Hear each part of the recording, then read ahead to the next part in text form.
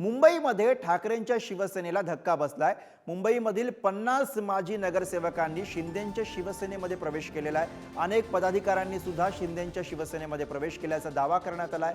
50 माजी नगरसेवकांनी साथ सोडल्यामुळे ठाकरेंच्या शिवसेनेचं मुंबईमधलं बळ हे कमी होणार का, ही चर्चा आता सुरू झाली आहे।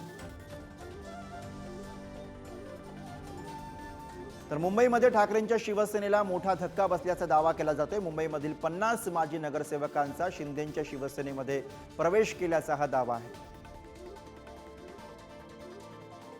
आणि याच विषयी आपण अधिक बोलूया। मुंबईतून आपले प्रतिनिधी चेतन सावंत सध्या आपल्या सोबत आहेत। चेतन, ठाकरेंच्या शिवसेनेबाबत करण्यात आलेला हा मोठा दावा आहे। अर्थातच 50 माजी नगरसेवक हे शिंदेंच्या शिवसेनेमध्ये गेलेत अशा स्वरूपाचा हा दावा आहे।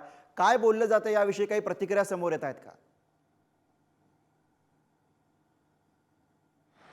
आपण पाहिलं असेल तर मुख्यमंत्री एकनाथ शिंदेंच्या शिवसेनेमध्ये दर महिन्याला कोणते ना कोणते नेते असतील, पदाधिकारी असतील, हे पक्षप्रवेश करताना आपल्याला वारंवार पाहायला मिळतं। अशातच सगळ्यात महत्त्वाची गोष्ट ही आहे की ज्या 50 नगरसेवकांनी आतापर्यंत मुंबई महानगरपालिकेचा प्रवेश केला आहे, या 50 नगरसेवक हे ठाकरेंच्या शिवसेनेचे होते आणि ते आता एकनाथ शिंदेंच्या शिवसेनेत गेला आहे।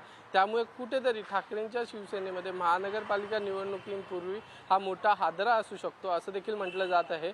खरं तर मुंबई महानगरपालिका हे ठाकरेंचं महापौर असं हे गणित होतं आणि हे गणित आतापर्यंत तसंच होतं।